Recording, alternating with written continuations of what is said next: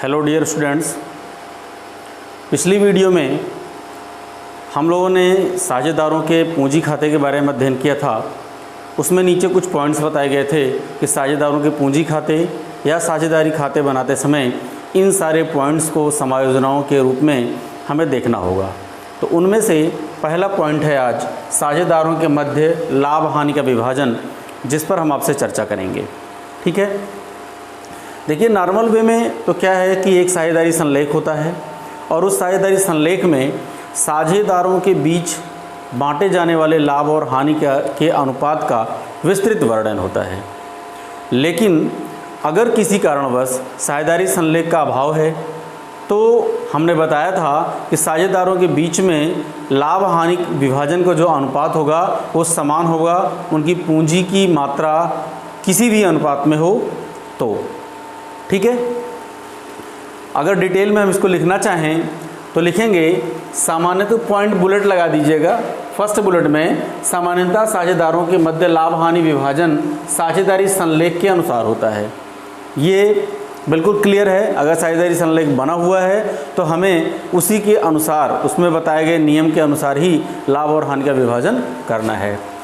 Second point में, परंतु किसी समझौते या साझेदारी संलेख के अभाव में साझेदारों में लाभ हानि का अनुपात समान होगा।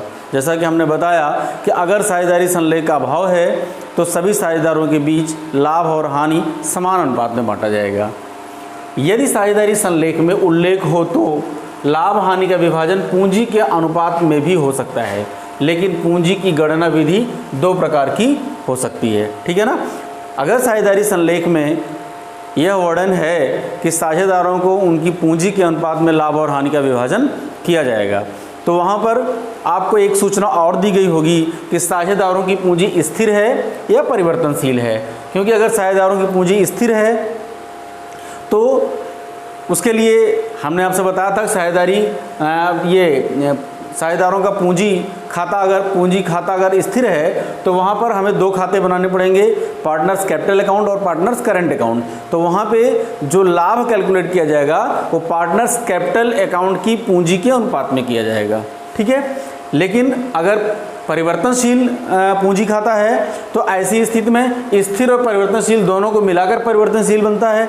तो उसकी हम गणना करते हैं, लास्ट में जो पूंजी निकल के आती है उस पूंजी का अनुपात निकाला जाता है और उस अनुपात पर साझेदारों को लाभ और हानि का वितरण किया जाता है।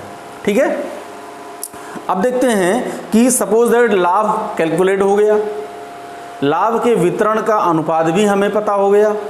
ठीक है, फिर भी हम लाभ और हानि से हमें जो एक्चुअल प्रॉफिट मिला हुआ है हम उसको डायरेक्ट पार्टनर्स में नहीं बांट सकते, क्योंकि जो लाभ आ रहा है लाभ हानि खाते से उस लाभ में से कुछ नियोजन किए जाते हैं, कुछ अप्रोप्रिएशंस की जाती हैं, कुछ संचिति की जाती हैं। ठीक है ना, उनमें से और कुछ चीज़ें माइनस की जाती हैं नियोजन खाते में। तो ऐसी स्थिति में क्या करते हैं, साझेदारी फर्म की दशा में लाभ हानि खाते द्वारा प्रदर्शित लाभ को सर्वप्रथम लाभ हानि नियोजन खाते में हस्तांतरित किया जाता है।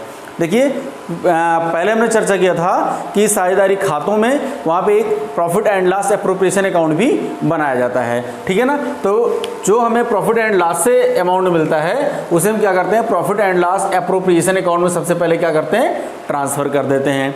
वहाँ ट्रांसफ़र करने के बाद नियोजन खाते में हस्तांतरित करने के बाद पूंजी पर ब्याज, आहरणों पर ब्याज, साझेदारों के वेतन व कमीशन को एडजस्ट कर दिया जाता है और इन सबको एडजस्ट करने के बाद जो हमको नेट प्रॉफिट मिलता है उसे, जो अभी थोड़ी देर पहले हमने प्रॉफिट शेयरिंग रेशियो कैलकुलेट किया है या डिसाइड किया है, उसी प्रॉफिट शेयरिंग रेशियो में हम उसे क्या करते हैं, डिवाइड कर देते हैं। तो इसका मतलब क्या हुआ, यहाँ पे दो काम हो रहे हैं। पहला काम तो क्या हो रहा है कि लाभ और हानि को कैलकुलेट किया जा रहा है। लाभ हानि कैलकुलेट करने के बाद उस लाभ और हानि को profit and loss appropriation account में ट्रांसफ़र किया जा रहा है। फिर profit and loss appropriation account में जो भी एडजस्टमेंट्स करनी है उन सारी एडजस्टमेंट्स को किया जाता है, जैसे पूंजी पर ब्याज, आहरण पर ब्याज, वेतन, कमीशन ना, इस तरह की जो भी उसमें एडजस्टमेंट्स होती हैं उन सारी एडजस्टमेंट्स को मैनेज किया जाता है, उसमें से डिडक्ट किया जाता है। और उन सब को माइनस करने के बाद जब हमारे पास जो बैलेंस बचता है वही हमारा डिवाइडेबल प्रॉफिट होता है, वही हमारा विभाजन योग्य लाभ होता है। अब उस लाभ को क्या करते हैं, हम साझेदारों में उनके लाभांश अनुपात में विभाजित कर देते हैं। ठीक है, इस काम को करने के लिए हमें जर्नल प्रविष्टियों का प्रयोग करना पड़ता है। जर्नल प्रविष्टियां हम देख लेते हैं। तो लाभ हानि खाते के शेष को लाभ हानि नियोजन खाते में हस्तांतरित करना है। आपने सबसे पहले प्रॉफिट एंड लॉस अकाउंट बनाया, उसका जो प्रॉफिट या लॉस आया उसे में कहाँ ट्रांसफर करना है, profit and loss adjustment account में। तो अगर प्रॉफिट हुआ है, प्रॉफिट एंड लॉस अकाउंट में अगर हमें प्रॉफिट हुआ है और उस प्रॉफिट को हमें profit and loss appropriation account में ट्रांसफर करना है, तो वहाँ पर एंट्री करेंगे हम profit and loss account debit to profit and loss appropriation account being profit of profit and loss transfer to profit and loss appropriation account, इसका narration लिख देंगे। और अगर हानि हो रही है तो वहाँ पे लिखेंगे हम profit and loss appropriation account debit to profit and loss account being loss transfer to profit and loss appropriation account. ठीक है, ये नरेशन लिख देंगे। अभी आप देखें यहाँ पे तो प्रॉफिट की कंडीशन में जो एंट्री है, लॉस की कंडीशन बिल्कुल जस्ट अपोजिट एंट्री होती है। तो अगर आप एक याद कर लेते हैं तो दूसरी अपने आप इससे याद कर लेंगे। ठीक है, अब हमने क्या किया, जो हमें प्रॉफिट एंड लॉस अकाउंट में अमाउंट मिला था उसको हमने क्या कर दिया, profit and loss appropriation account में ट्रांसफर कर दिया। अब profit and loss appropriation account में हम एडजस्टमेंट करेंगे, हमें जो प्रॉफिट मिलेगा उस प्रॉफिट को हम पार्टनर्स कैपिटल अकाउंट में क्या करेंगे, ट्रांसफर करेंगे।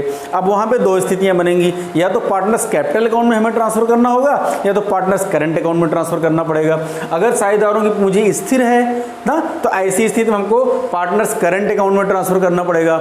अगर शायद इनकी स्थिति क्या है, परिवर्तनशील है, तो ऐसी स्थिति में हमें पार्टनर्स करंट अकाउंट में उसको ट्रांसफर करना पड़ेगा।